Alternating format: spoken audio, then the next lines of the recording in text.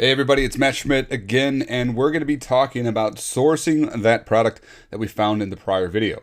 So it's really important to take these steps right away. This is a quick video, small steps that are going to save you in the long run a lot of headaches that you can just avoid right away. So once you have your product or products in mind, we want to contact our supplier. We're going to be wanting to check their supply capabilities. You want to know how many they can produce in a week, in a day. How many do they have in inventory? How many do they have the capability of selling in general, right? Because they're going to have some issues on the other side where if you start selling more, they got to buy more raw materials. They might need to increase their production. And that's true for any a supplier. But for Etsy suppliers, you just want to make sure if you're dealing with somebody who's maybe a mom and pop or somebody who's like a small size company, that they have the supply capabilities to catch up with you in case you take off. Do they drop ship, right? So this is important because not everybody on Etsy is set up to drop ship. So what you want to do is keep that in mind because you might have to take this off of Etsy at some point in the future if it gets a little too big for you. So case in point, I started doing exactly what I am teaching you guys here. We started selling so many units that we had to take it off Etsy, and we actually had to negotiate an agreement outside of it to send units to the fulfillment house and do that. But that worked out really, really well for me because of this next point here. What is your best price, right? So a lot of suppliers might have pricing breaks. They might be willing to say, if you sell 10, we'll give you X% off. If you sell 50, we'll give you even more off. If you sell 100, well, now we're talking about, 40, 50% off, right?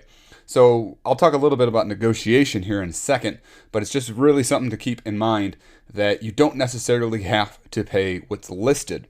There's two ways you can handle this. The supplier might be able to set you up maybe a private listing or some kind of listing that you can hook up with our app in the next video.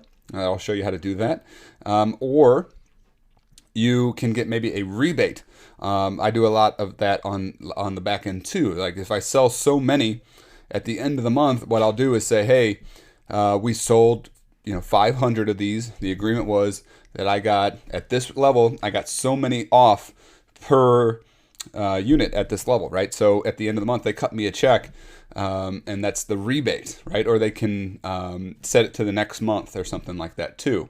So it helps me get money back in the end. It helps me pay a lower price, even if I'm not paying that up front. So that's kind of the rebate method versus the better price on the forefront method.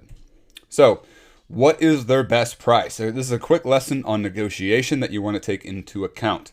You want to come from a place of strength. A lot of people do this wrong right off the bat. They say, hey, I'm a new seller. I haven't sold anything in the past, and I would want to know your best prices. Well, if I'm a supplier, I'm going to say my best price is what's listed on that account, right? So what you want to do is come in and say, hey, I'm looking to sell 50 to 100 of these a week, whatever you think you can sell depending on the unit. What is your price breaks for those levels, right? Because obviously you want to say that this is going to go to the best case scenario, especially if you've done your research on the product. You don't want to come in there thinking that you're just going to sell one. So you ask for a price based on selling an estimated figure, not just one, right? That's an important thing to come to the table with, because you don't want them to think that they are losing money, right? You want them to be thinking that they are gaining a lot of business, right? That's a key difference. If you go to the table just asking for a price discount off of, and you don't know you from Adam, they're going to think, hey, this guy just wants me to lose money every time, right? I'm selling for 25 bucks. He wants me to sell it for 20 bucks. That's $5 out of my pocket. Well, he might react differently if you ask for that $20 and that $5 off per unit, but you're going to sell 100 of those per week, right? He can do the math real quick and think, hey, there's going to be a lot of these getting sold. I'm going to make more money if I work with this guy.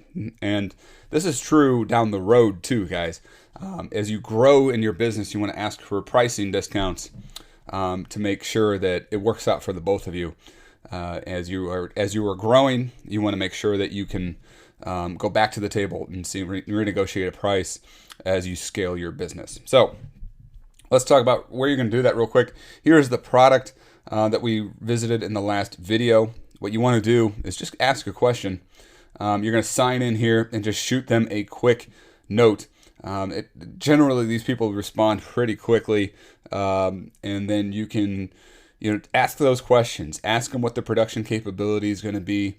How many can you supply per week? What is your best price at a 10, 15? Do you have any pricing breaks? And do you drop ship is important as well. You don't have to necessarily ask drop ship right off the bat. I do recommend it, but it's something that you can work with down the road as they see business coming into the door. So that's it for this video. Super quick. I hope that was helpful for you, and I will see you in the next one.